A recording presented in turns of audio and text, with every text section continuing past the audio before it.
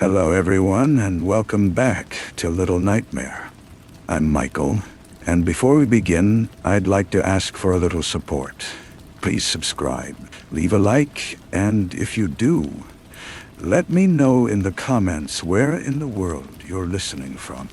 These may seem like small gestures, but they're essential for helping the channel grow and allowing me to keep bringing you these stories every night. Now, lower the volume just a bit. Get comfortable, turn off the lights, and let's dive together into tonight's first story. Story 1. The thought arrived not as a memory, but as a taste, a metallic bloom at the back of her tongue, like sucking on a penny fished from a dirty puddle. It was a simple, childish image. A red balloon, the cheap kind sold by vendors in Plaza Serrano, bobbing against a white ceiling. Bobbing against a white ceiling. But attached to it was a feeling, a cold, greasy dread that did not belong to her. Clara stopped chopping the onion, the knife hovering midair. The kitchen was warm, filled with the golden light of the Buenos Aires afternoon, but a sliver of ice had slid down her spine. She was 34, a photographer, her mind a curated gallery of her own experiences. This was a print from someone else's darkroom, and it was developing in her head. She shook it off, the movement sharp, dismissing the phantom sensation. It was stress, the lingering fatigue from her last project, a series on the abandoned factories on the outskirts of the city, places where the rust seemed to whisper of forgotten hands and broken promises. She finished the onions, her eyes stinging, and told herself it was just the vapors. But the taste of the coin remained. Her son, Leo, was 7. He sat at the small table in the living room, coloring. He was a quiet boy, with eyes that saw too much, the kind of child who seemed to be listening to a frequency just beyond adult hearing. He didn't look up when she entered, his entire world focused on the furious, dark scribble of a black crayon consuming the page. It wasn't a shape, not a monster or a man, just a vortex of darkness, a hole torn in the paper. "What are you drawing, mi amor?" Clara asked, her voice too bright, a little strained. Leo didn't answer. He pressed down harder, the crayon snapping with a dry crack. The sound was like a tiny bone breaking. Then he looked up, and his gaze was old, weary. "The man in the corner doesn't like the light," he said, his voice flat. Clara's breath hitched. She followed his gaze to the empty corner of the room, where the shadows pooled thickly in the late afternoon. There was nothing there. Of course, there was nothing there. "There's no man, Leo. It's just shadows." "Tastes like old metal," Leo whispered, and went back to his drawing, selecting another black crayon from the box. The taste in her mouth intensified, coppery and thick. She walked to the window, needing the solid reality of the street below. The city was a symphony of familiar sounds, the distant wail of a siren, the chatter of neighbors, the grind of a collectivo. Normal life, buzzing and indifferent. But the thought, the unwanted memory that wasn't hers, had planted a seed. It was a tiny black seed, and it was starting to unfurl inside her. That night, the dreams began. Not dreams of monsters, but of textures. The rough, splintered grain of a particular floorboard her fingers traced in the dark. The damp, woolen smell of a specific blanket. The sound of a faucet dripping into a porcelain sink in a room she had never seen. She would wake with a start, her heart hammering against her ribs, her senses full of these imprints from a life she had not lived. She started to see things out of the corner of her eye, not figures, but movements. A curtain twitching in an empty room, a shadow detaching itself from the wall, and then sliding back into place. Her apartment, her sanctuary, was becoming a palimpsest, and another story was being written over hers in invisible ink. She began to research, a desperate attempt to ground herself in logic.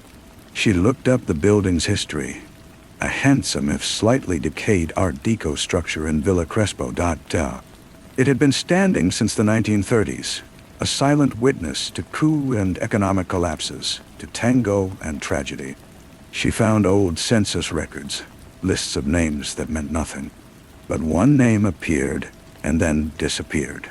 Dr. Alvaro Flores, 1948 to 1977. He had lived in her apartment, 5BD. Her apartment. The date of his death was listed as December 19th, 1977. The height of the dirty war. A cold understanding began to dawn. A dreadful puzzle piece clicking into place. The taste of metal. The fear that was not hers. She went to the Archivo Nacional, her hands trembling as she requested files from that dark period. The clerk, a young man with tired eyes, brought her a thin folder. It was mostly redacted, black bars of censorship obscuring the truth. But a few phrases remained. Subject brought in for questioning, affiliated with subversive elements, disappeared. And at the bottom, a single unredacted line from an internal memo. Flores exhibited uncooperative behavior. Subject was subjected to prolonged sessions in the inner room. The inner room. The phrase echoed in her mind. A stone dropped down a deep, dark well. She didn't know what it meant, but her body did. A phantom pain lanced through her teeth. Her skin crawled with the memory of a cold she had never felt. That evening, she was putting Leo to bed. The city was quiet, a rare hush fallen over the neighborhood. Leo looked at her, his small face serious in the dim light of the nightlight. "He's closer now," he said. "Who, mi amor?" Clara asked, her voice a fragile thread. "The sad man. He's in the hallway. He wants to show you the room." A wave of nausea washed over her. She kissed Leah's forehead, her lips cold, and hurried out, closing the door behind her. The hallway of her apartment seemed longer than usual, the walls leaning in. The air was stale, thick with the smell of dust and something else, something faintly antiseptic, like old rubbing alcohol. And underneath it, that persistent, coppery taste. She walked towards the kitchen, needing a glass of water, needing to wake up from this waking nightmare. But her feet stopped in front of the small, narrow door that led to the maid's room, a tiny, windowless space she used for storage. She never went in there. It was just a closet for old memories, her own. But tonight, the door seemed different. The wood grain looked like the rough, splintered board from her dreams. A faint, rhythmic sound came from the other side. Drip, dite, drip, dite, drip, dite. Her hand, moving as if guided by strings, reached for the doorknob. It was cold, shockingly cold, the brass sucking the heat from her palm. She turned it.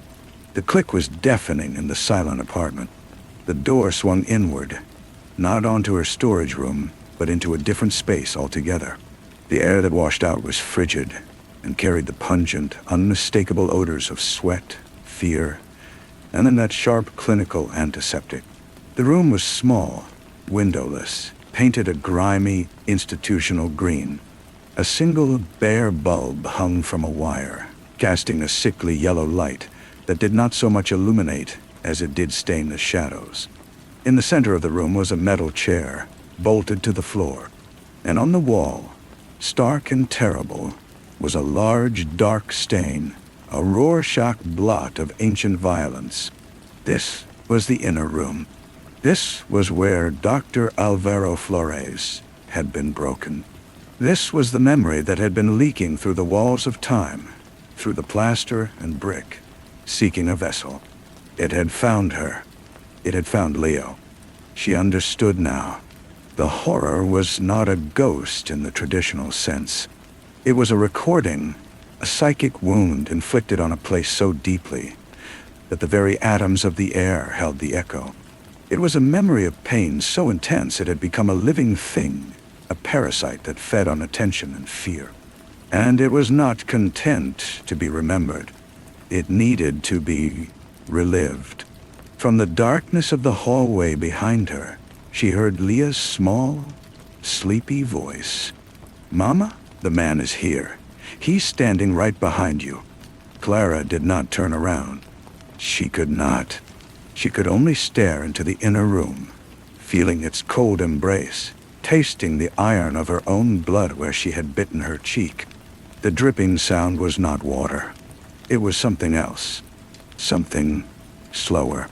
And the thought, the original invading thought, was no longer a solitary intruder.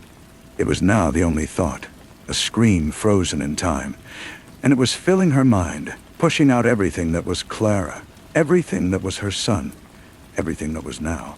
The red balloon against the white ceiling, the taste of the coin, the man in the corner, the inner room, the inner room, the inner room.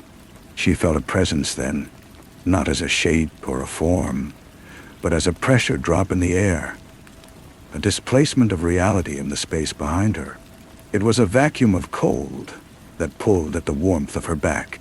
Leo's words were not a warning. They were a confirmation. The sad man was here. Dr. Alvaro Flores was here, and he was not a ghost to be seen, but a memory to be felt, a story to be worn. The dripping from the inner room quickened its tempo, a frantic metallic ticking that cinched with the frantic hammer of her heart. She could not turn to face the hallway. Her muscles were locked, her spine a rod of ice. To turn would be to see, and to see would be to finally, completely believe. And that belief would be the end of her. She knew this with a certainty that came from a place deeper than instinct.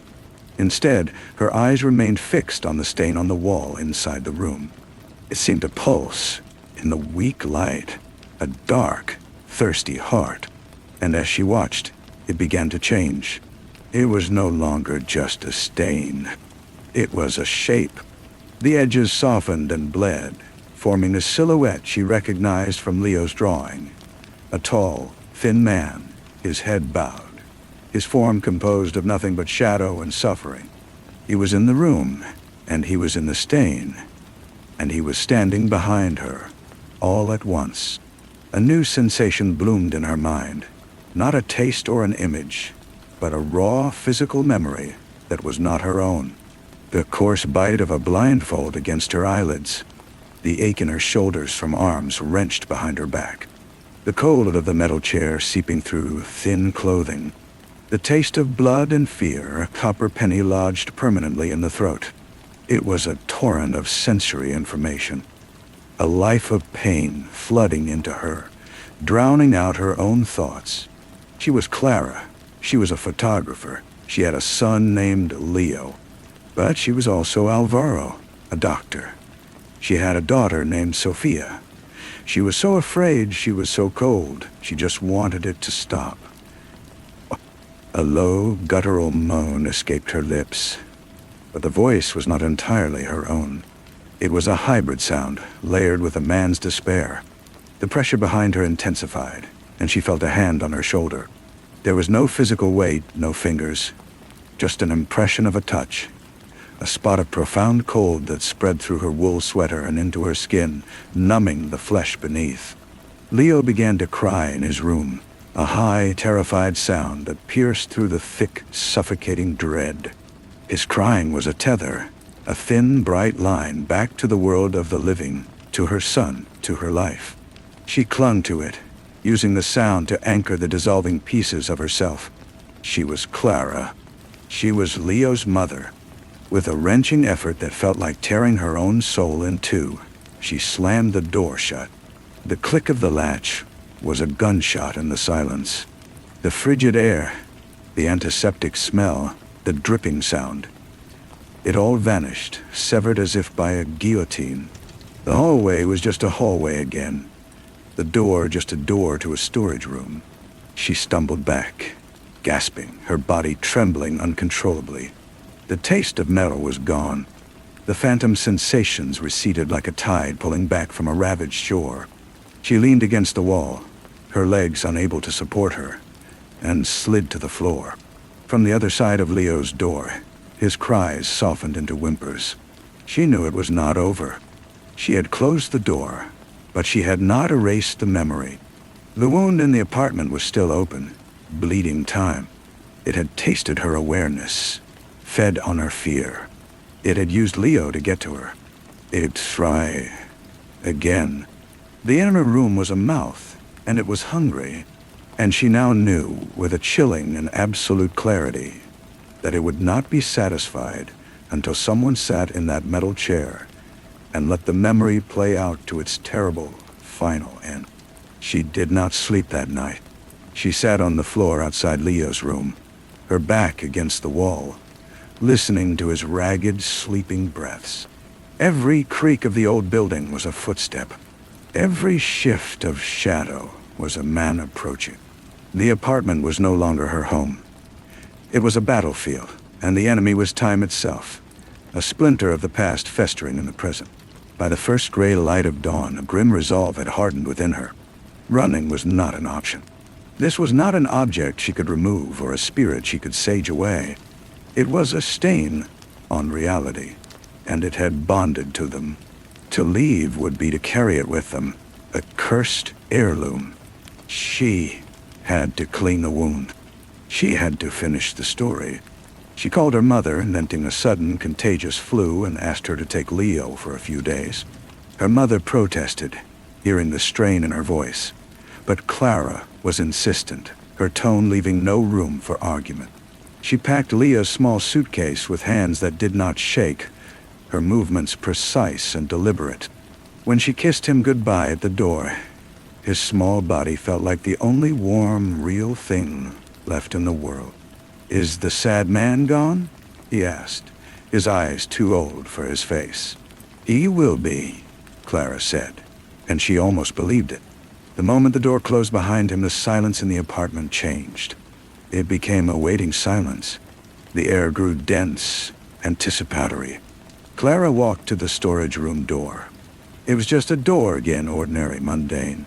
But she could feel the cold seeping from beneath it, a glacial breath on her ankles. She did not open it. Not yet.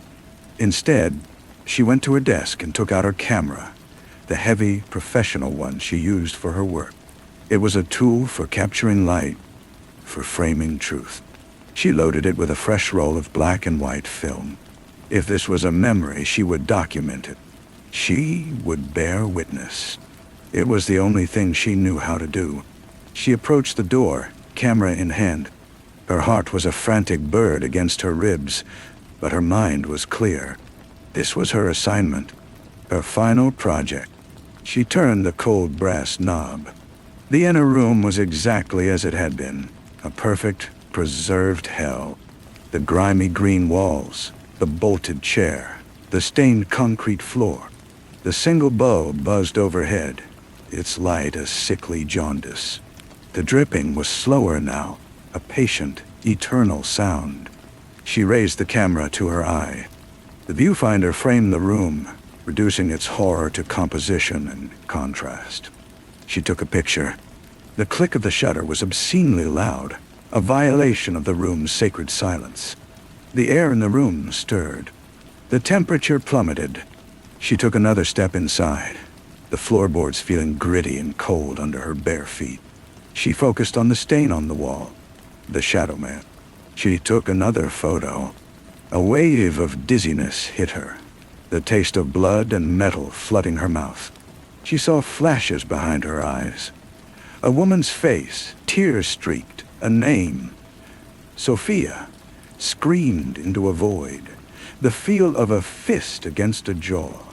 The sound of his own voice, ragged, begging for it to end. She staggered, bracing herself against the doorframe. She was not just documenting the room. She was absorbing its story, frame by frame. She forced herself to look at the metal chair. This was the center of it all, the focal point of the pain. She moved towards it, her legs heavy as lead. The memory of the cold seat pressed against her, a premonition. She knew what she had to do. To end this, she had to complete the memory. She had to sit in the chair. Her camera hung heavy around her neck. She lowered it, letting it rest against her chest. With a final, shuddering breath, she turned and sat. The cold was instantaneous, shooting up her spine. The room seemed to contract, the walls leaning in to watch. The buzzing of the bulb intensified, becoming a swarm of angry insects. The dripping sound stopped. In the sudden, absolute silence, she felt him. Dr. Alvaro Flores. He was not behind her anymore. He was in the chair with her. He was her. Her hands gripped the cold metal of the seat. She closed her eyes. The images came then, not as flashes, but as a relentless, full sensory film. She was Alvaro, remembering his daughter's laugh, the weight of his medical bag, the last cup of coffee he ever drank.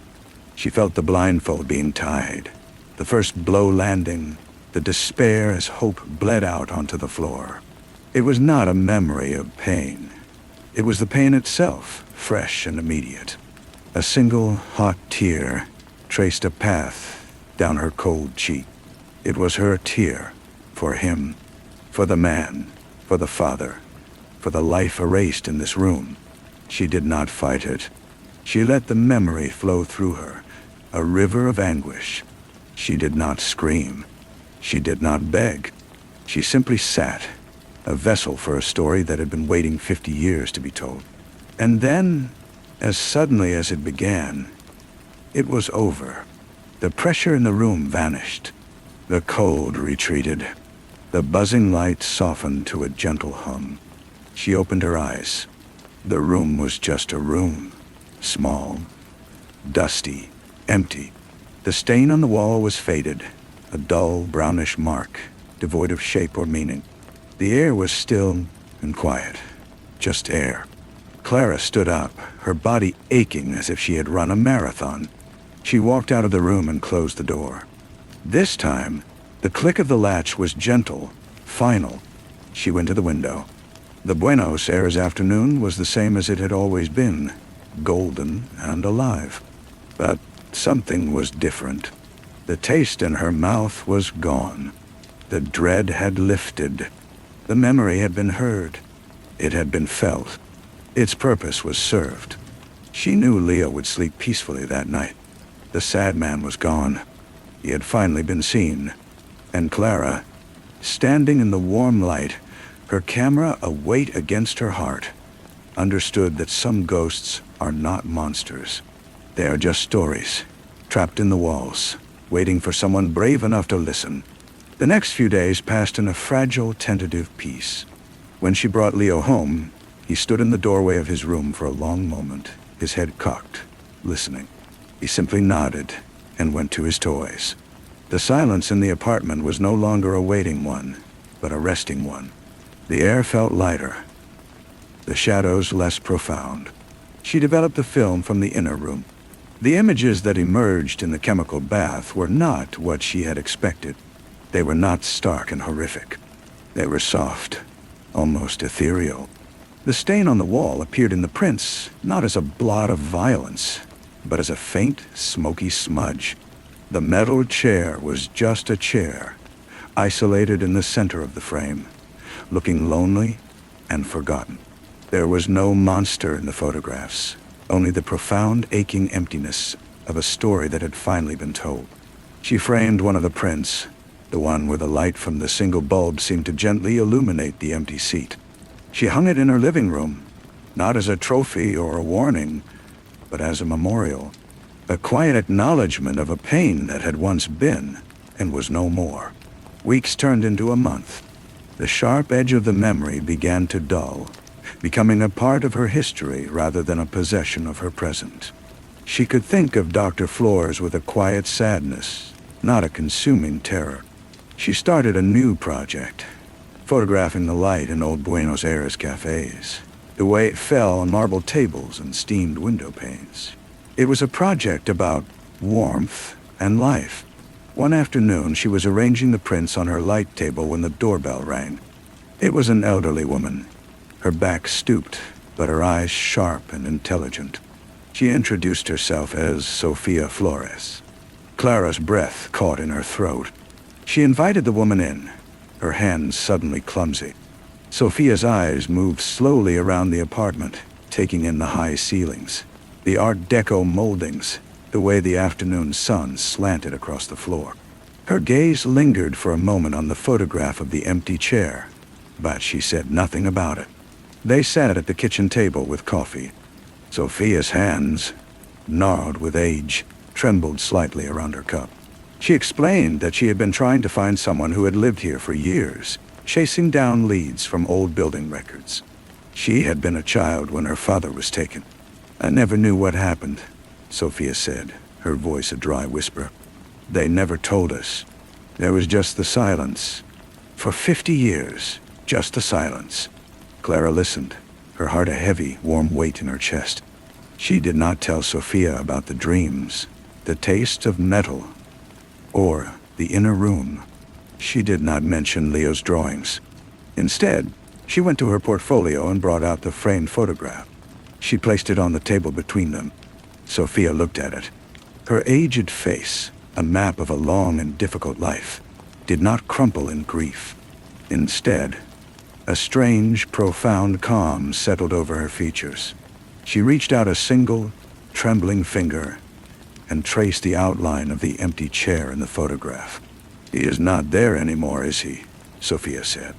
It was not a question. "No," Clara said softly. "He is not." Sophia looked up from the photograph, her eyes clear and full of a light that had been absent before. She smiled, a small, weary but genuine smile. "Thank you," she said, "for letting him go." After Sophia left, Clara stood by the window for a long time. The city was settling into evening, the lights beginning to twinkle on in the sprawling vista below. She thought about memory, how it could be a prison or a key. She thought about stories, and how some need to be told not with words, but with silence, and presence, and a willingness to sit in the dark until the light returns. Leo called to her from his room, asking for a glass of water. His voice was just a boy's voice, bright and unburdened. She went to him, and as she handed him the glass, she smoothed his hair back from his forehead. The apartment around them was quiet, just a home again, its walls holding only their own memories. Their own light, their own life, finally, and completely their own. The water was cool, and Leo drank it greedily, some of it trickling down his chin. He handed the glass back and looked at her, his eyes clear and untroubled. "I had a good dream," he said, "about a big dog in the park." "That sounds like a wonderful dream," Clara said, her voice thick with an emotion she could not name. She tucked him back in, and he was asleep almost instantly, his breathing a soft, regular rhythm in the quiet room. She stood there for a moment longer, just watching him, feeling the simple, profound truth of his presence. The apartment was not just quiet, it was peaceful. The silence had depth and space, a comfortable emptiness that allowed for breath and thought. In the living room, the photograph of the chair seemed to have changed again in the dim light. It no longer felt like a memorial to pain, but a testament to release. The emptiness was not lonely, but free. She realized then that the memory had not just been a parasite. It had been a plea to be acknowledged, to be felt, so it could finally dissolve. A few days later, a small package arrived in the mail. There was no return address, but the postmark was from a suburb of the city. Inside, nestled in crisp tissue paper, was a small, faded, black-and-white photograph. It showed a young, smiling man in a white coat, a stethoscope around his neck, holding the hand of a little girl in a frilly dress. On the back, in a delicate looping script, were the words, "Papa and Me, 1969. Clara held the image, feeling the paper thin and fragile between her fingers. This was the man. Not the shadow in the corner, not the taste of blood, but a father who loved his daughter. This was the memory that had been stolen. The one that the pain had eclipsed. She carefully placed it on the shelf, beside her own framed photograph. The two images side by side told the whole story. The before, the during, and the after. That night, for the first time in months, she dreamed. But it was not of dark rooms or metal chairs. She dreamed of a sunny park, and a little girl laughing as she ran, and a man in a white coat watching her with boundless love. And when she woke, the feeling of warmth lingered, a gentle echo in the morning light. The past was finally and completely at rest. She went through the motions of her days with a new lightness.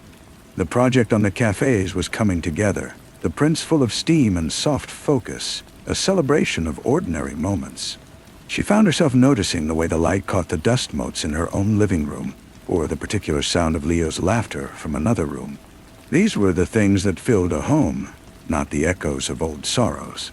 A week after the package arrived, she felt a compulsion to open the storage room door one last time. She did it without ceremony, in the middle of a bright Tuesday afternoon. The room was exactly as she had left it after the memory had dissipated. A dusty, forgotten space filled with boxes and an old, rolled-up rug. The air was warm and still. The stain on the wall was a faint, dry patch of discoloration, no more significant than a watermark from a long-ago leak. She did not feel a single whisper of cold. The door to the inner room, when she looked at the spot where it had been, was just a seamless part of the wall. There was no seam, no knob, not even a hairline crack to suggest it had ever existed. She closed the storage room door and knew she would not open it again for a long time. The wound had closed. The house had healed itself around the scar. Months drifted into a year.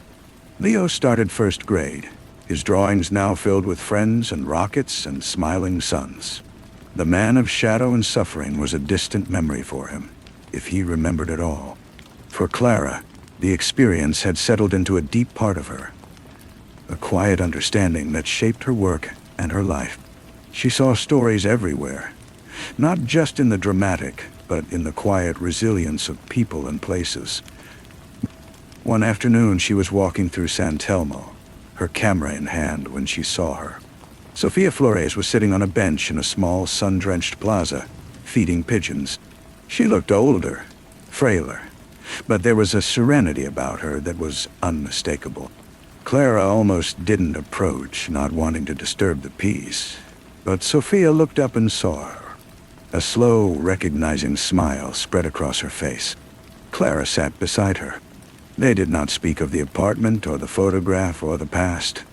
Instead, they talked about the unseasonable warmth, the price of bread, the stubbornness of pigeons. It was a conversation of simple, present things. After a while, Sofia pointed to a building across the square, with a graceful, wrought iron balcony. "I was born there," she said. "My father carried me out to that balcony to show me the moon when I was just a baby. That is the memory I choose to keep." Clara looked from the balcony to the woman beside her, and she understood. The story was not about the ending in the darkroom. It was about the man who held his daughter up to see the moon.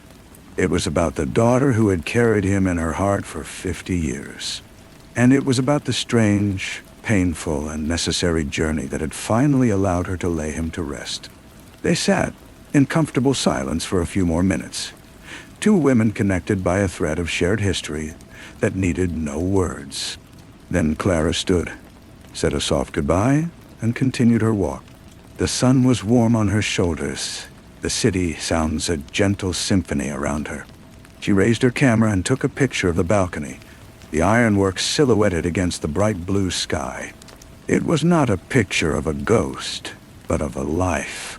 And for the first time, she felt that the story, every part of it, was finally complete. The film from that day came out beautifully. The photograph of the balcony was not just an image of old iron and plaster, but a vessel for the gentle memories Sofia had given her. Clara included it in her cafe series, a quiet homage that only she understood. The exhibit opened in a small gallery in Recoleta, and the prints sold steadily, their warmth resonating with people in a way her earlier, sharper work never had. Life moved on as it does, in a series of small, ordinary miracles. Leo lost a tooth. The plumbing in the old apartment needed replacing. She met a man at the gallery opening, a bookseller with kind eyes, and they shared coffee a few times. It was easy, uncomplicated. The world had righted itself.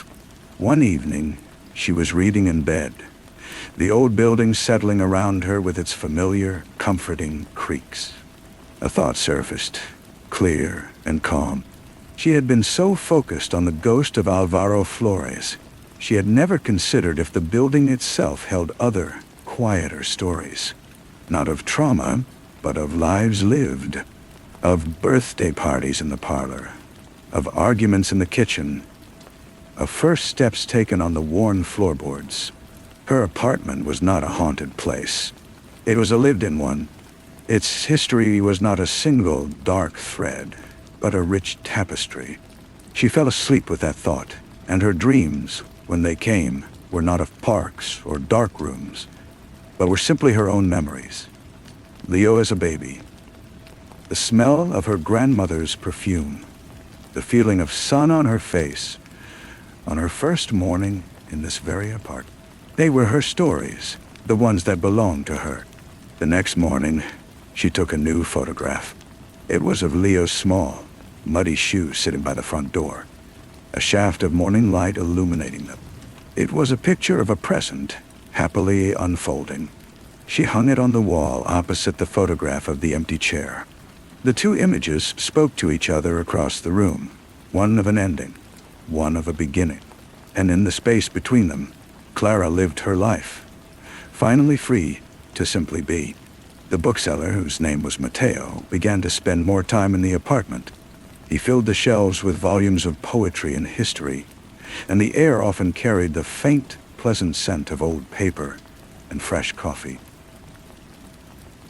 He was a quiet man, but his presence was solid, a new and welcome weight in the rooms. Leo took to him immediately, showing him his drawings with a seriousness that made Clara's heart swell. One Sunday, they were all in the kitchen making empanadas. Flour dusted the table in their hands, and Leo's face was smudged with it. He was carefully, messily, folding the dough over the filling. Laughter echoed off the tiles, a sound that felt deeply rooted in the present moment. Clara looked at Mateo, who was patiently showing Leo how to crimp the edge just so, and she felt a surge of uncomplicated happiness. This was not an echo. This was now. Later, after Leo was in bed, she and Mateo sat in the living room. The two photographs on the wall were barely visible in the soft light from a single lamp. He had never asked about the picture of the chair, seeming to understand it was a private landmark in her personal geography. But that night, he followed her gaze to it and said, "It's a powerful image. It feels like it holds a great silence." She nodded, a lump forming in her throat. She realized she had been waiting for someone to see it not as art, but as truth. "It does," she said simply, and for the first time, she felt the story might be ready to be spoken. Not as a haunting, but as a part of her own history. She began to tell him, her voice low and steady. She told him of the dread, the inner room, the cold metal, and the release. She told him of Sophia, and the photograph of the man and his little girl. Mateo listened without interruption, his eyes never leaving her face. When she finished, he reached over and took her hand. His grip was warm and sure. "You gave him back his name," he said, "and you gave his daughter back her father." The simplicity of his words settled over her, a final, gentle absolution. The story was no longer a weight she carried alone. It was a story she had shared, and in the sharing, it had lost the last of its spectral power. The following spring, she found a small, forgotten box of bulbs in the storage room. She carried them out into the bright light of the balcony and planted them in pots, their dry, papery shells holding the promise of color. She worked with her hands in the soil, feeling the sun warm the back of her neck. From inside, she could hear the murmur of Mateo's voice, as he read a story to Leo. The sounds of her life, her real and present life, wove themselves into the very fabric of the old apartment, layering over the past, not erasing it, but finally, fully outliving it. The bulbs, when they bloomed weeks later, were a shocking, vibrant red. They were a color the apartment had never seen, a declaration of life against the weathered brick of the balcony. Leo helped her water them every morning, his small hands careful around the watering can. He no longer listened at doorways or drew figures in the corners of his pages. His world had expanded to include school friends and weekend trips to the planetarium with Mateo, who was becoming less a visitor and more a permanent, beloved fixture. One evening, Clara was cleaning out a closet, making space for Mateo's things, when she found the old drawings, the ones of the sad man. She sat on the floor, the papers spread around her, and traced the crude crayon lines. They no longer felt sinister. They felt like a record, a child's honest transcription of a pain he could not understand. She did not keep them. She placed them carefully in the recycling bin, a quiet ritual of letting go. The past did not need to be clutched so tightly. It could be released, like a breath held for too long. The building, in its old age, continued to whisper, but the whispers were different now. They were the sound of the couple upstairs arguing about money, the scent of the old woman downstairs frying onions, the tremor of the subway deep beneath the foundations. They were the sounds of the living. Clara would sometimes press her hand against the wall in her bedroom, feeling the cool plaster, and she would send a silent thought of gratitude into the brick and mortar. The house had held its grief for half a century, and now it was holding their joy. It felt like a fair exchange. Years later, long after Leo had grown and moved out, and the quiet rhythm of her life with Mateo had become as familiar as her own heartbeat, she would still sometimes look at the two photographs on the wall, the empty chair and the sunlit balcony. They were not opposites, she realized. They were part of the same story. The story of how a home is made not by the absence of pain, but by the presence of love.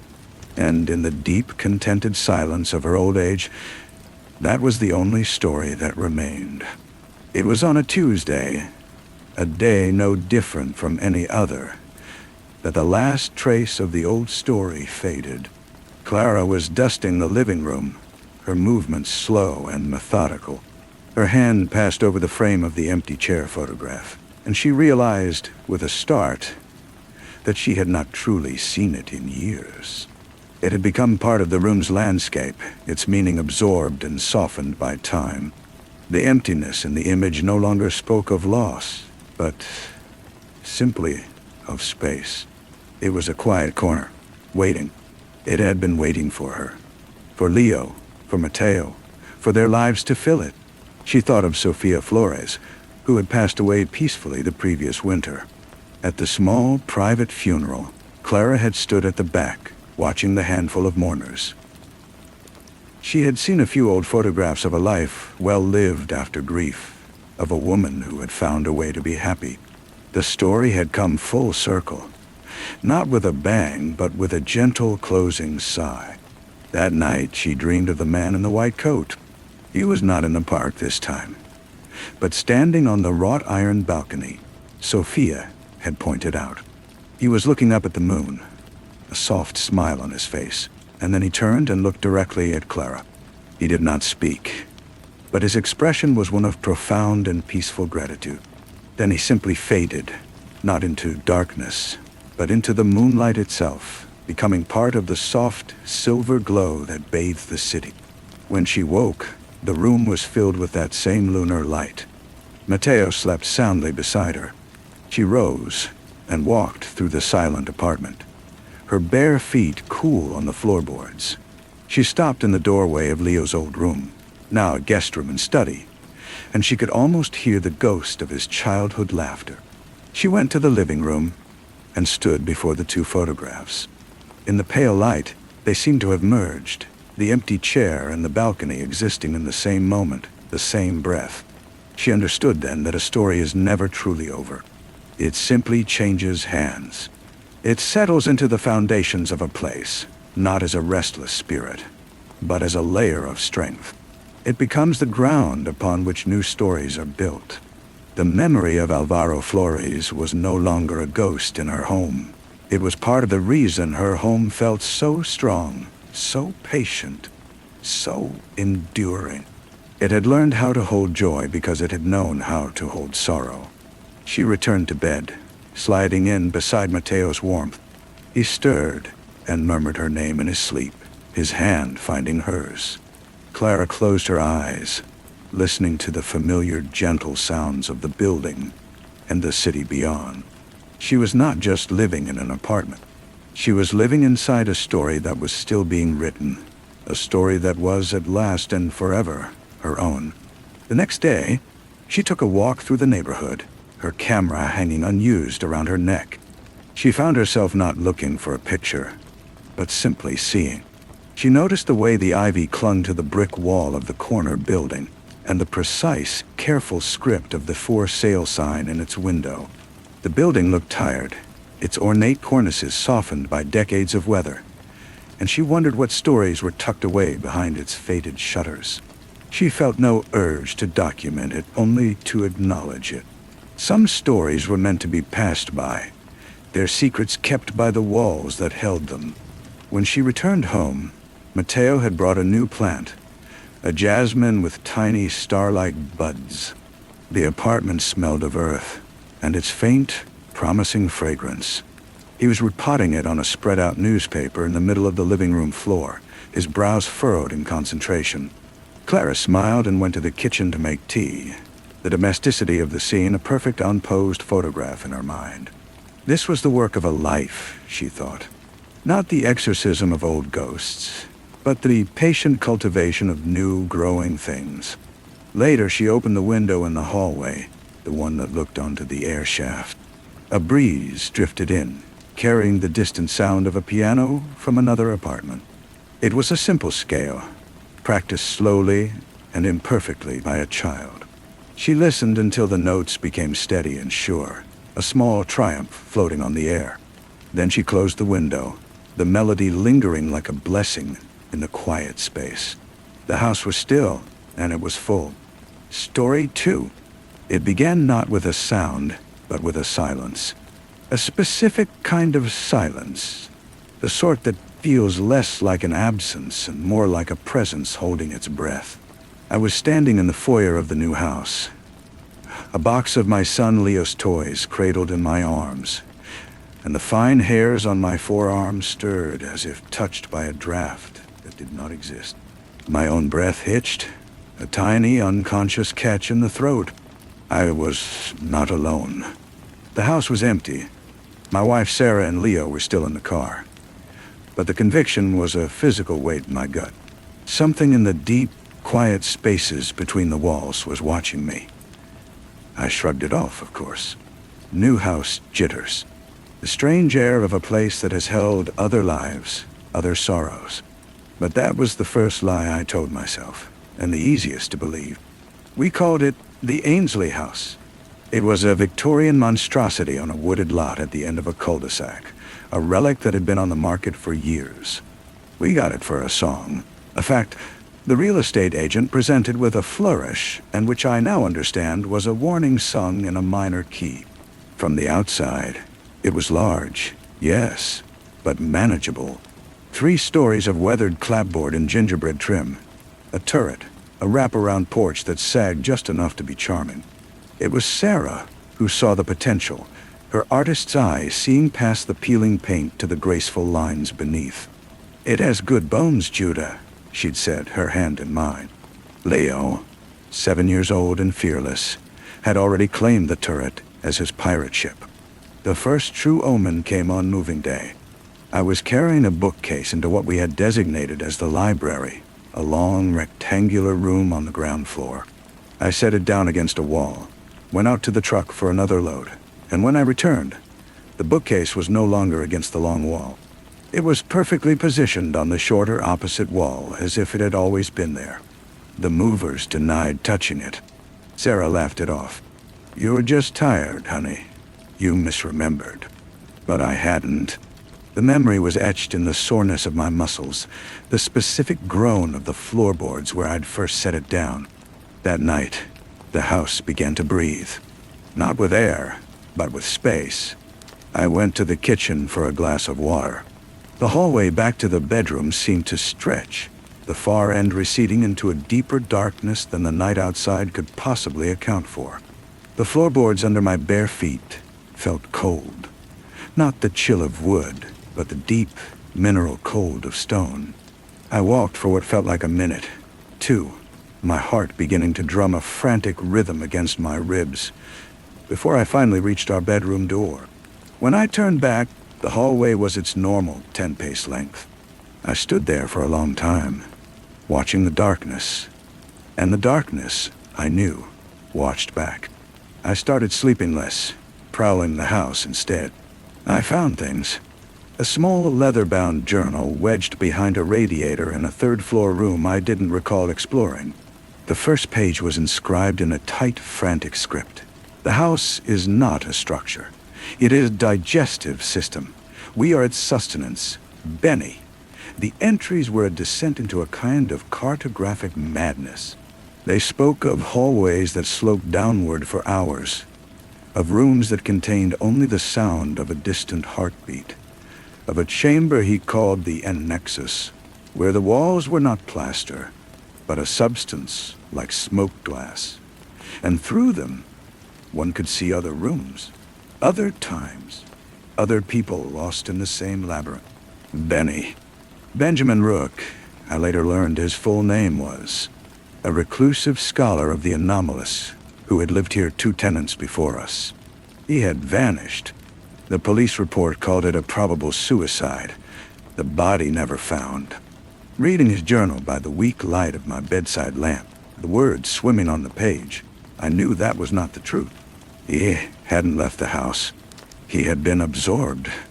Sarah noticed the change in me, the shadows under my eyes, the way I jumped at the settling of the old timbers. It's the stress of the move, Judah. You need to rest. But rest was the last thing the house wanted from me. It was hungry for my wakefulness, for my attention. It began to show me things. One afternoon, chasing the sound of Leo's laughter, I turned a corner and found myself not in the playroom, but in a long, gray corridor I had never seen. The air was thick and still, smelling of ozone and old books. At the far end, a figure stood, silhouetted against a soft, sourceless light. It was me. Or a version of me, gaunt and aged, his eyes hollow pits of terror. He raised a skeletal hand, pointed back the way I had come. And then the corridor collapsed back into the familiar pattern of the upstairs hall. And Leo was there, asking me why I looked so scared. I tried to tell Sarah. I showed her Benny's journal.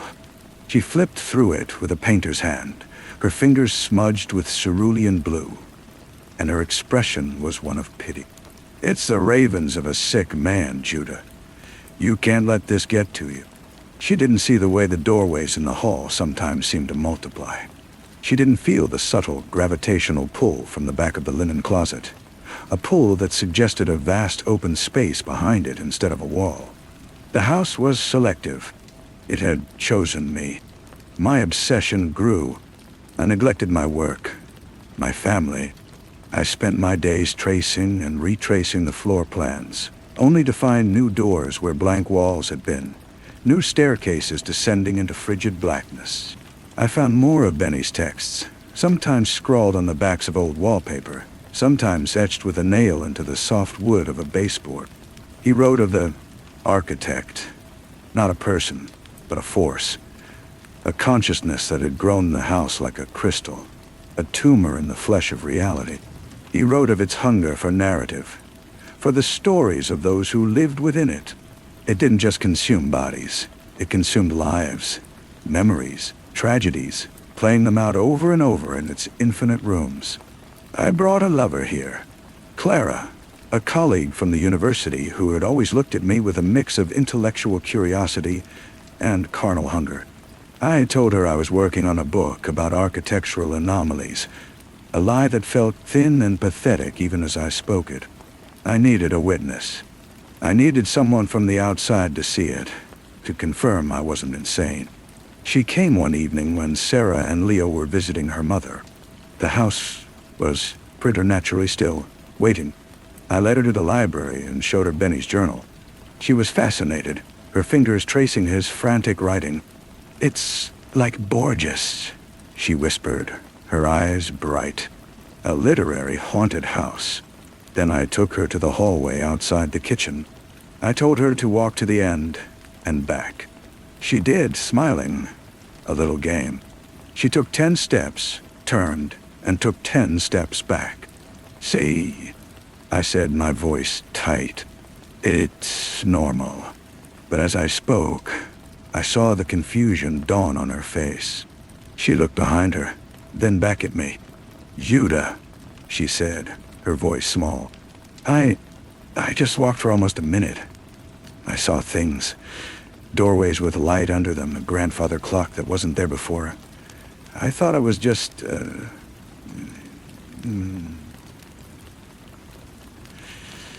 imagining it. The blood drained from her face. She saw the truth in my eyes. She fled the house, and I never saw her again. The house had shown her just enough, and it had enjoyed her fear. It had tasted her. The climax began with Leo. He came to me one Tuesday, his small face serious.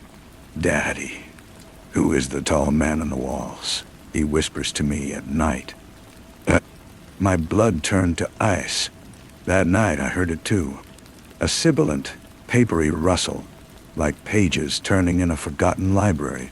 It was coming from the heating vent. I put my ear to the cold metal grate and heard not a voice, but a thought, a concept inserted directly into my mind. It showed me the nexus, the heart of the house. It showed me Sarah, her mind beautifully, artistically broken, painting the same swirling, non-Euclidean pattern over and over on the walls of a room that had no door. It showed me Leo, grown old and mad, wandering a hall of mirrors that reflected only endless variations of his own lost childhood. And it showed me a way, path, a chance to save them, or at least, to save one of them. The house was offering me a deal, a soul for a soul, a story for a story.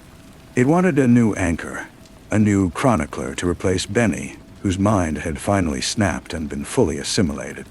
I could lead one of them out, Sarah or Leo, but the other would have to stay. Would have to become part of the house's permanent collection. The revelation was not a shock, but a dreadful, sinking certainty.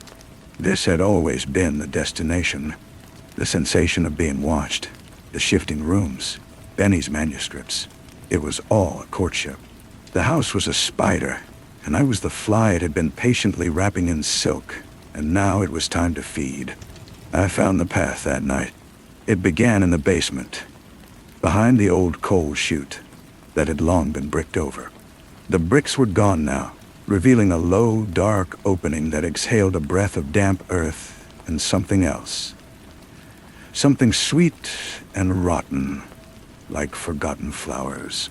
I took only a flashlight, its beam a pathetic, trembling thing in the overwhelming dark. The tunnel sloped down, the walls transitioning from rough stone to something smooth and organic, like the interior of a giant artery. I walked for what felt like miles, the air growing colder, the silence so profound I could hear the blood pulsing in my ears.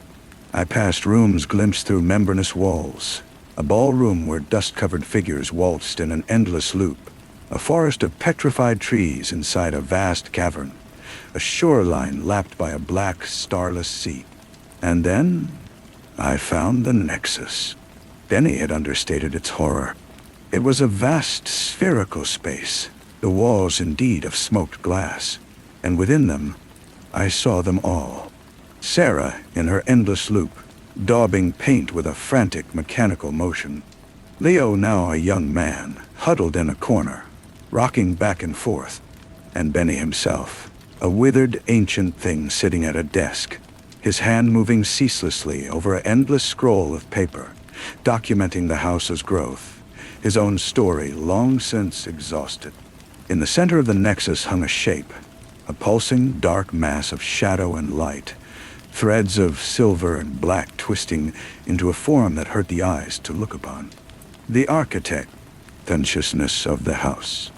It had no face, no voice, but it spoke into the silence of my mind. You have come. You have chosen. I had not really, but I knew what it wanted. It was a collector. It didn't just want to consume us. It wanted our narrative, the tragic, beautiful, terrible story of a father choosing between his wife and his son. It wanted the poetry of my damnation. I looked at Sarah, trapped in her beautiful, broken world. I looked at Leo, his spirit crushed in this endless, changing prison. And I made my choice. I turned my back on the Nexus and I walked. I did not run. I walked away from my wife. I walked away from my son. I walked back through the terrible, shifting anatomy of the house, the path now clear and direct, a straight line to the outside world. I emerged from the front door into the blinding, ordinary light of a Tuesday morning. The sun was shining. A bird sang in a tree. The world was impossibly, cruelly normal. I stood on the porch, breathing in the clean air, and I did not look back. I just walked down the street and kept walking. I live in a small apartment now. I have a job stocking shelves at a grocery store. It is a simple, quiet life. No one knows who I am. Sometimes at night I take out the things I managed to save. Not from the house, for I took nothing physical, but from the experience. I have Benny's final manuscript, the one he was writing when his mind finally broke. I am adding my own footnotes, my own commentary. I am piecing it all together the way he did. It is my penance and my purpose.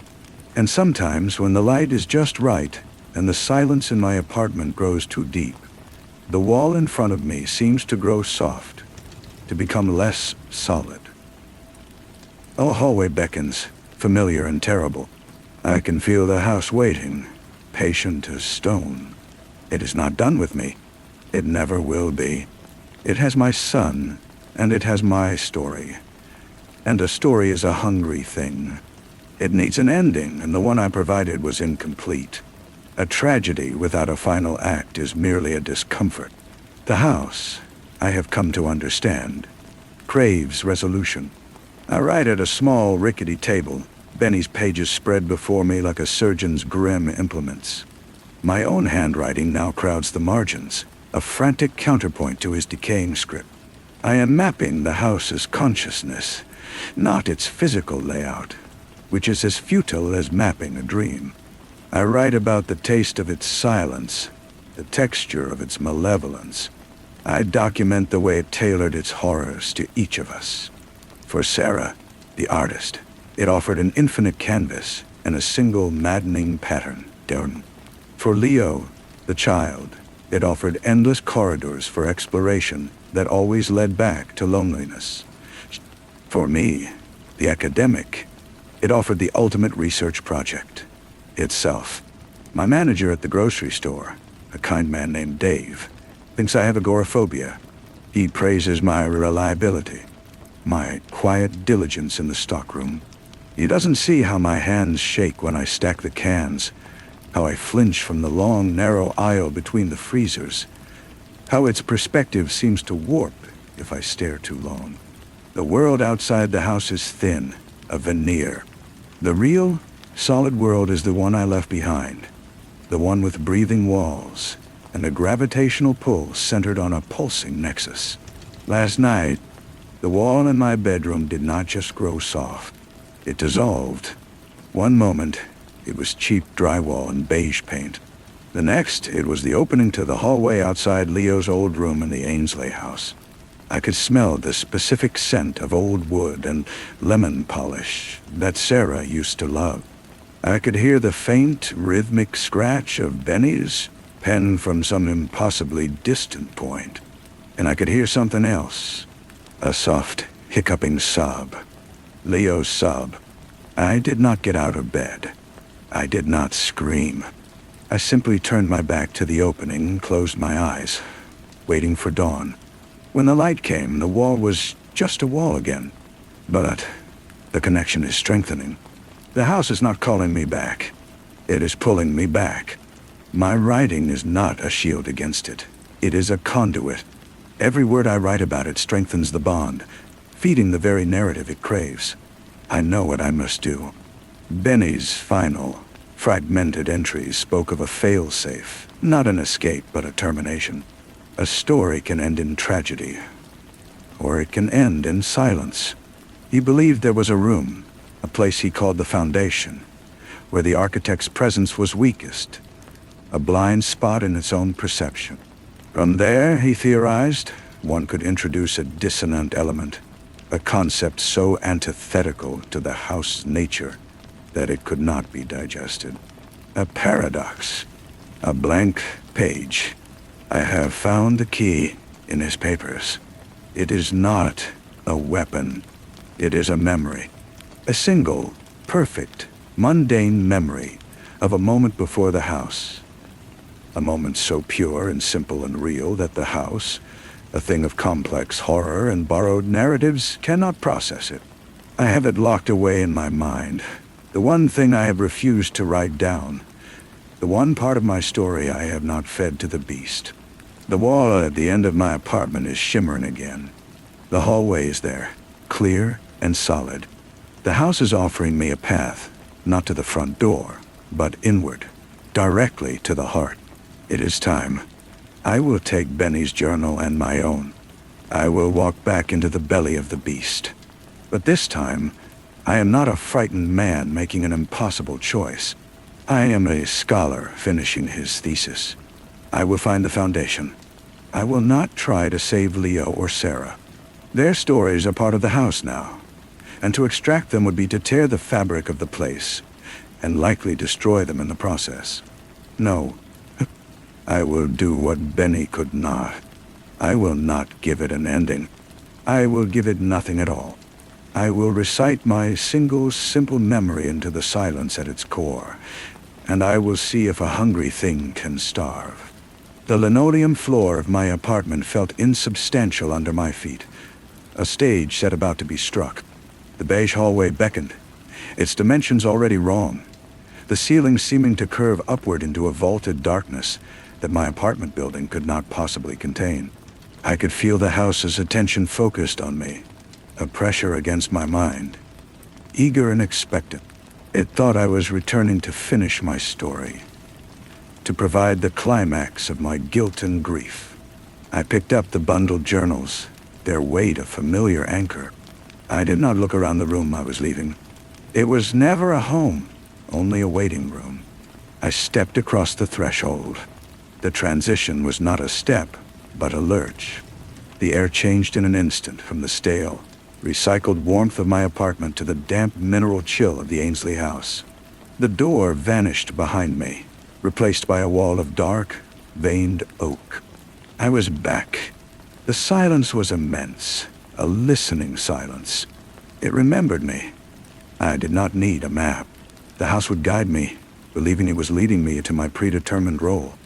I let my feet carry me, following the subtle pull, the slight warping of the floorboards that sloped downward.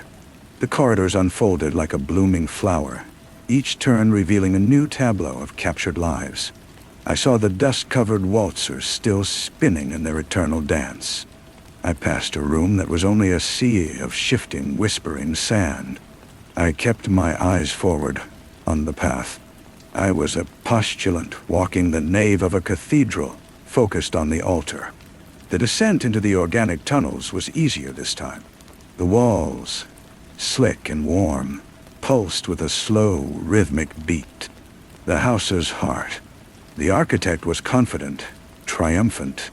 It was consuming my return, savoring the narrative of my broken resolve. The nexus was, as I remembered, a sphere of impossible geometry. Through the smoked glass, I saw my family. Sarah, her hair now long and wild, painted the same mad spiral on a canvas that was the wall itself, her movements jerky and precise.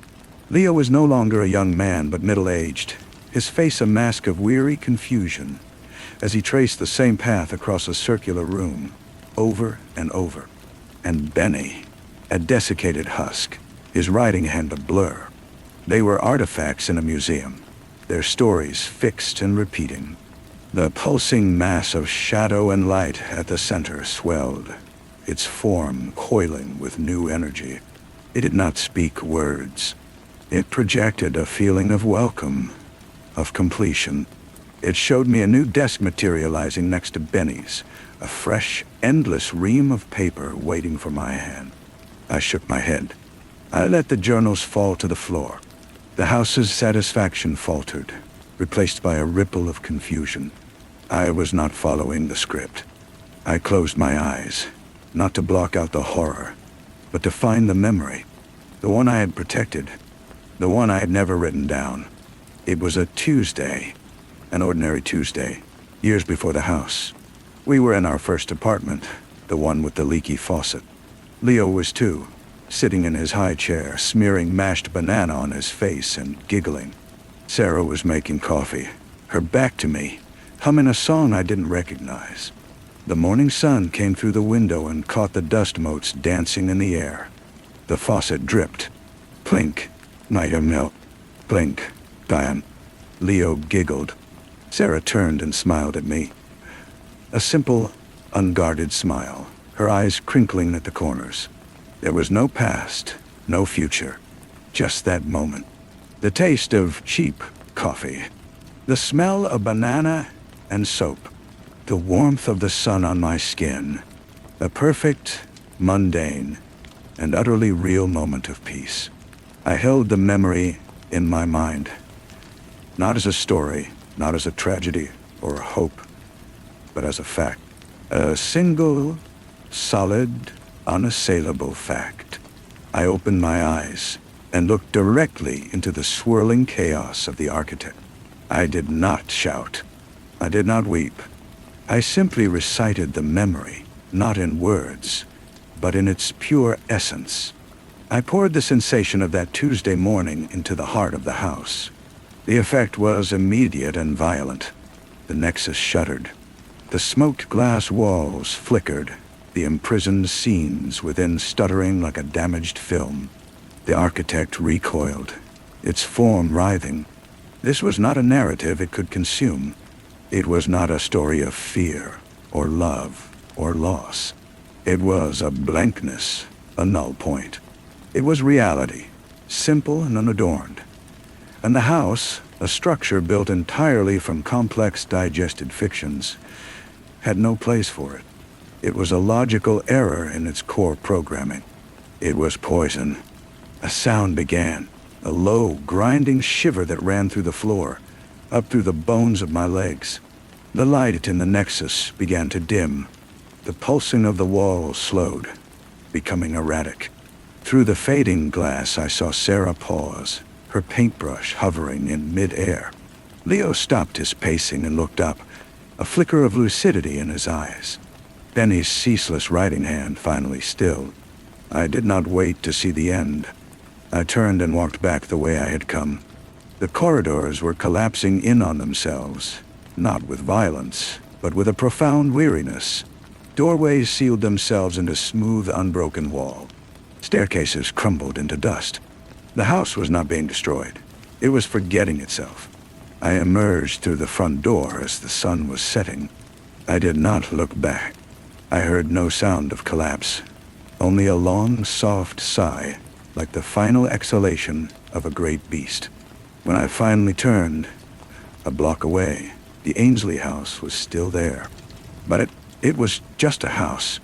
A large, old, slightly crooked house, silent and dark. The malevolent intelligence was gone. The hunger was gone.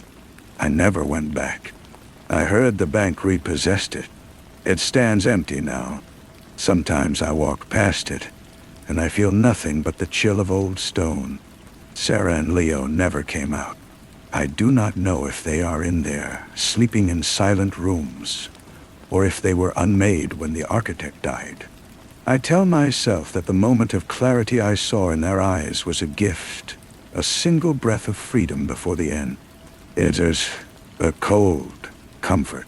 I still work at the grocery store. I still live in my small apartment. The walls are just walls. The silence is just silence. I do not write anymore. My story is over. But on quiet evenings, when the light is just right, I sometimes sit and watch the dust motes dance in the air, and I remember the taste of cheap coffee, and the sound of a leaky faucet, and a smile that asks for nothing. And that, for me, is enough. The grocery store's fluorescent lights are a blessing. Their flat, unwavering glare leaves no room for shadows that move on their own. The hiss of the automatic doors, the beep of the scanners, the mundane complaints about the price of cereal. These are the sounds that keep the silence at bay. Dave claps me on the shoulder, tells me I'm the most dependable stalker he's ever had. He doesn't know that I arrange the soup cans in patterns that are not patterns, that I find a strange solace in the simple linear logic of inventory. This is my life now. It is enough. Yesterday, a new family moved into the Ainsley house. I saw them from the end of the street, a young couple with a little girl, their moving truck parked haphazardly on the overgrown lawn. They were laughing, carrying a brightly colored toy box up the front steps. A part of me, the old academic part, screamed a warning, but I quashed it. The house is empty. It is just wood and glass and stone. Yet tonight, as I sit in my silent apartment, a different memory surfaces, unbidden. It is not my protected memory. It is from the Nexus, in that final moment. I see Sarah's hand, frozen mid-brushstroke. But I recall now, with a clarity that chills me, that her fingers were not still. Just before the light failed, her index finger twitched, tracing a tiny, deliberate curve in the air. It was a fragment of the pattern, but inverted. A correction, or a completion. And Leo, he didn't just look up with lucidity. His eyes met mine through the fading glass, and his lips formed a single, silent word. It looked like Dad, but I have replayed it 1,000 times, and now I am no longer sure. It could have been done. The house is just a house. The architect is gone. I repeat this to myself like a mantra. But a thing that is built from stories does not die easily. It fades. It sleeps. And what is left behind when the mind of a place vanishes? Is it truly nothing? Or is it the residue of every story it ever consumed? A fossil record of madness and loss, waiting in the walls. I will not go back. I will not look. I will stack my cans and count my blessings, and watch the dust motes dance. But as I turn out the light, I find myself listening. Not for the scratch of a pen or the whisper of a shifting wall, but for the sound of a child's laughter from a house that is, by every rational measure, finally and forever empty. The laughter did not come. Instead, the silence of my apartment deepened, becoming a vessel for the doubts now swirling in my head. The twitch of Sarah's finger, the shape of Leo's silent word. These were not part of my clean clinical ending. They were loose threads, and the house, even in its emptiness, was a master of weaving. I went to work the next day with a headache brewing behind my eyes. The grocery store felt thinner, more fragile.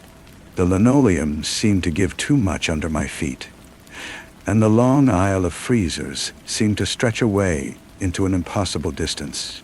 I kept my head down, focusing on the weight of a can of tomatoes, the feel of the cardboard box. Solid, real, dull weight. My shift ended at dusk. I walked home, as I always do, taking the long way to avoid the street where the Ainsley house stands. But my feet, as if with a will of their own, turned the wrong corner. I told myself I was just checking, just providing my anxious mind with the proof it needed. I would see the new family's car in the driveway, a light on in the kitchen, and that would be the end of it. The house was dark. No car was in the driveway. The moving truck was gone. The toy box was not on the porch. The house stood silent, a black silhouette against the twilight sky. It looked empty. It looked abandoned, as if no one had ever come near it. A cold knot tightened in my stomach. I stood there for a long time, watching. Nothing moved.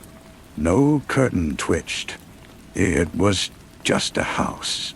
Then, from the second floor, a light flickered on. It was a soft, golden light, spilling from what had once been Leo's bedroom window.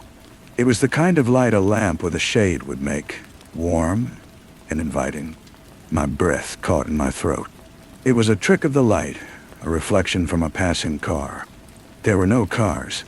As I watched, a small, dark shape appeared on the windowsill inside the room.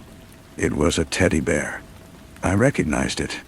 It was Leo's old bear, the one he called Mr. Grumbles, with one button eye missing. It had been lost in the move to the house years ago. It sat on the sill, positioned as if watching the street. I turned and walked away, my heart hammering against my ribs. I walked quickly, then I ran.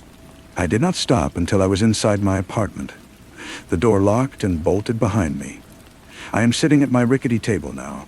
The journals are in a box in the closet, but I can feel their presence like a heartbeat. The house is not hungry. It is not malevolent. I was wrong. The architect was the consciousness, the collector, the ego. I did not kill the house. I merely severed its head.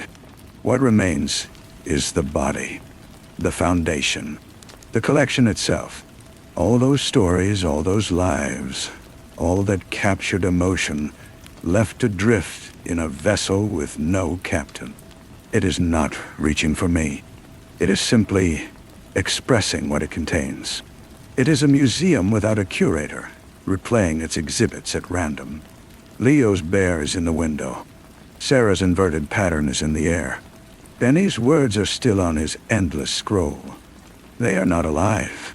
They are artifacts, echoes. And the new family?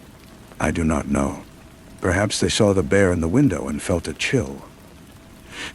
Perhaps they felt the residue of 1,000 unhappy endings seeping from the walls and fled in the middle of the night. The house is not calling me back. It has no will to call with, but it is there. And it has my family, or the memory of them. It has my story. And a story, I am learning, does not need a conscious mind to tell it. It only needs a place to be told. I look at the blank wall of my apartment, and for the first time since I walked away, I feel a different kind of fear. Not the fear of being consumed, but the fear of being forgotten. The house remembers, and I am the only one left who knows that it does. The next morning, the manager at the grocery store asked if I was feeling all right. I told him it was just a migraine. He sent me home early. The walk back was a blur of sunlight and ordinary sounds, but my mind was in that dark room with the single lit window. I had spent the night convincing myself that the bear was a coincidence, a similar toy left behind by the new family. But I knew. The missing button eye was a detail too specific, a stitch in the fabric of my own past that the house had pulled loose. I did not go to my apartment. I found myself standing at the public library, my hands trembling as I pulled up the local property records on a public terminal. The Ainsley house. The record showed a sale, finalized just last week. The new owners were listed as Mark and Jessica Evans. I wrote down the number listed, my pen scraping loudly in the quiet room. Back in my apartment, the silence felt accusatory. I stared at the phone. What do I say? Hell, did you leave because you saw a ghost bear? They would think I was mad. Or worse, they would confirm it. And then the fragile peace I had built would shatter for good. I did not call. Instead, I went to the closet and pulled out the box containing Benny's journal and my own. I did not open them. I simply held them, feeling their weight. They were not just records of horror. They were proof. Proof that it had been real, that my family had been real, that our story had happened. The house, in its mindless state, was now the sole curator of that proof. It was the archive of a life I had tried to leave behind. A week passed. The rhythm of my job, the blandness of my apartment, began to reassert their numbingly normal pattern. I almost convinced myself I could slip back into the groove. Then, on my day off, I saw her. Sarah Dogtie. Or a woman who looked so much like her it stole the air from my lungs. She was at the park, sitting on a bench, reading a book. The same slope of her shoulders, the same way she tucked a strand of hair behind her ear. I stood frozen, 50 feet away, watching a ghost. She looked up, and her eyes met mine. They were a different color. Her face was younger. She offered a faint, polite, and entirely smile before returning to her book. It was not her. Of course it was not her. But the coincidence was a hammer blow. The world was full of echoes, and the house was the greatest echo of all. That night, the dream came. I was back in the Nexus, but it was different. The smoked glass was gone. The rooms of my family were open dioramas in a silent hall. Sarah was still painting her spiral, but now it covered the entire floor. A vast, intricate labyrinth. Leo was still pacing, but his path was no longer circular. It was the same labyrinth, and he was tracing its routes with a terrible, slow purpose. Benny was not writing. He was reading, his finger tracing the words on a page of his own journal, his lips moving soundlessly. And in the center, where the architect had been, there was only a pedestal. On the pedestal sat Mr. Grumbles, the one-eyed bear. It was not a projection or a memory. It was an object, solid and real, a focal point. I woke with a start. The image of the bear seared onto the back of my eyelids. I understood then. The house is not trying to restart its narrative. It is consolidating. Without a mind to shape them, the stories are collapsing into their essential forms, their core symbols. Sarah's pattern, Leo's path, Benny's text, and my memory. The house is not a storyteller anymore. It is a reliquary, and I am its sole remaining pilgrim. The thought is no longer one of terror, but of a profound and weary responsibility. The house is not pulling me back. I am drawn to it, pulled by the gravity of all that is left of the people I loved. They are not there, not in any way that matters, but their shadows are. And those shadows are all I have left. I will go back, not to fight, not to destroy, but to witness, to remember. I will walk through its silent halls and look at the artifacts of our lives. I will sit in the room with Leo's bear, and I will try to feel the echo of his laughter. It is a form of mourning I have been denying myself. The house is a tomb, and it is time I visited the graves. The key was cold and heavy in my hand, a tarnished brass thing the realtor had given me months ago after the last prospective buyer fell through. I had never thrown it away. It felt like a betrayal to do so. Now, its weight was a comfort, a tangible answer to the formless dread. I did not go at night. That felt too much like a concession to the house's old nature. I went on a Tuesday morning, under the same kind of bland, sunny sky as the memory I had used to break it. The front door groaned on its hinges, the sound loud in the absolute stillness. The air inside was cold and smelled of dust and dried paint, the scent of any abandoned building. There were no whispers, no sense of a presence watching me. The silence was total. I walked through the foyer, my footsteps echoing. The grand staircase was just a staircase. The wallpaper, just paper. I made my way to the back, to the place where the door to the Nexus had been. It was gone. In its place was a seamless, unadorned wall. I ran my hand over the plaster. It was cool and solid. The heart of the house was sealed, a tomb within a tomb. A soft sound from above made me freeze. It was not a footstep or a voice. It was the faint, melodic chime of a music box. I knew that tune. It was the one from the mobile that had hung over Leah's crib. My legs moved on their own, carrying me up the stairs, past the closed door of what had been my study, and toward his old room. The door was ajar. I pushed it open. The room was empty of furniture. The floor was bare wood, but on the floorboards, directly beneath the window, someone had drawn in what looked like charcoal. It was Sarah's spiral, the same one from the Nexus wall, but here it was small, no larger than a dinner plate. And in the very center of the spiral, placed with deliberate care, was Mr. Grumbles. The music box tune tinkled to a stop. The air in the room was still. This was not a performance for me.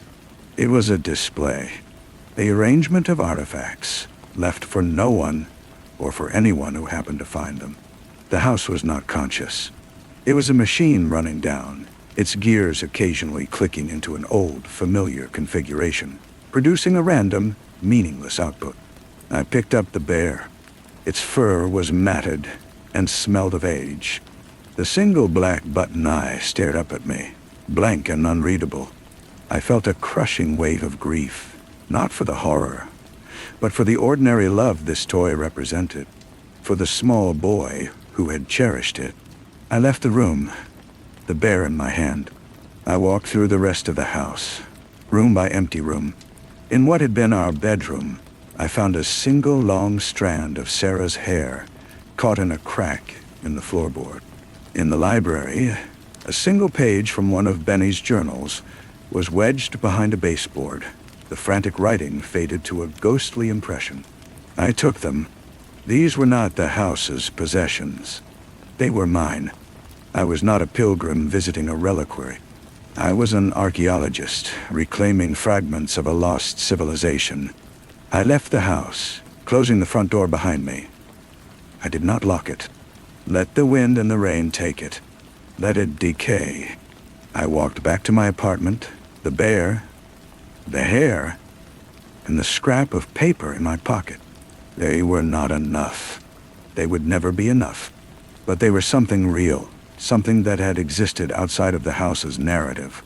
I had placed Mr. Grumbles on my windowsill. He looks out at the city, his one eye watching the traffic and the people. He's not a symbol of haunting. He's a reminder of a boy who loved a bear. The silence in my apartment is different now. It is no longer empty. It is filled with the quiet weight of real things, of a past that was messy and painful and beautiful, and is finally truly over. The grocery store feels different now. The fluorescent lights are still a blessing, but they no longer feel like a shield. They are just lights. Dave still claps my shoulder, but the gesture lands differently. A connection to a world I am slowly rejoining. I no longer arrange the soup cans in secret patterns. I just stack them. It is a small thing, but it feels like a victory. I started writing again. Not stories, not yet. Just lists. Observations. The way the morning light hits the brick wall of the building across the street. The sound of the neighbor's radio playing an old song I haven't heard in years. The weight of the bear on my windowsill. I am building a new collection, one made entirely of my own choosing. I thought that taking the relics would be the end of it, that the house would have nothing left to offer. But I was wrong. The house, in its mindless state, had one final lesson to teach me. It showed me that even the most curated collection is just a pile of things without a person to give them meaning. The architect hoarded lives to feel whole. I am learning to be whole with fragments. Yesterday I walked past the Ainsley house one last time. The city has finally condemned it. A chain-link fence surrounds the property, and a notice of demolition is stapled to the front door. The windows are boarded up. It looks small and sad. just a neglected old building. I felt a pang, not of fear, but of a quiet final farewell. It was the grave, and I had finished my morning. This morning, I made a cup of cheap coffee and sat at my table. The dust motes danced in a sunbeam, just as they always have. I looked at Mr. Grumbles, at the strand of Sarah's hair pressed inside a book, at the faded page of Benny's writing. They are not shackles. They are compass points, reminding me of where I have been. The story I thought was over was only one chapter. The horror was real, but it was not the whole truth. The truth is also in the memory of a smile that asked for nothing, in the sound of a leaky faucet in a safe kitchen, in the weight of a child's favorite toy. I am not the man who escaped a monster. I am a man who loved a family and then lost them, and now carries them with him in a different way. The silence in my apartment is just silence. But sometimes, within it, I choose to remember, and the silence becomes peaceful, and that, for me, is more than enough. It is everything